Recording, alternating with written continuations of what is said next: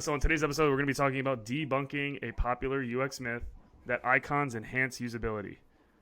I'll kick it over to you, Mustafa. What do you think? Do you agree with this?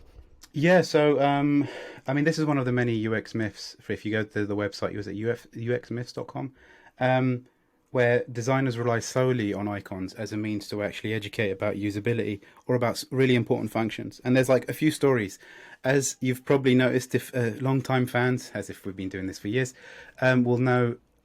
I like to tell stories, what, and have huge technical problems in the process. So a great story is on. Yeah, everyone's sending hearts. Yep, we're doing it live. Um, one one funny story is there was a Japanese user on Twitter, and they were tweeting out a screenshot of Excel, and the screenshot, the question that they asked was, "What is this icon?" And the icon that they showed was the save icon, and they asked, "Why is the save icon a vending machine?"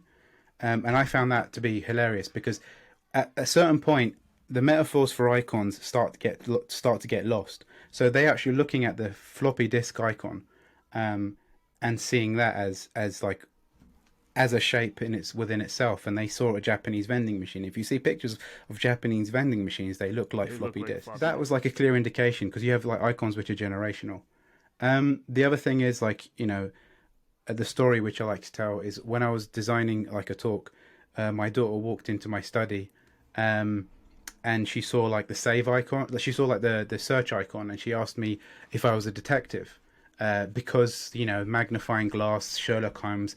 Kids in the UK have this metaphor of like detectives, but when that same save icon was actually shown in Yeah. rural India, uh, they asked why is the search icon, like Amazon did this study when they showed the Indian rural users. They said, why is the search icon a ping pong paddle? So it's like the challenge with icons on their own with no label is you leave things down to interpretation, and the moment Right. you leave things down to interpretation, people interpret the wrong things. So this is the danger of relying solely on icons. So the message is, if you're going to use iconography, always use a label, or as opposed to always read the label.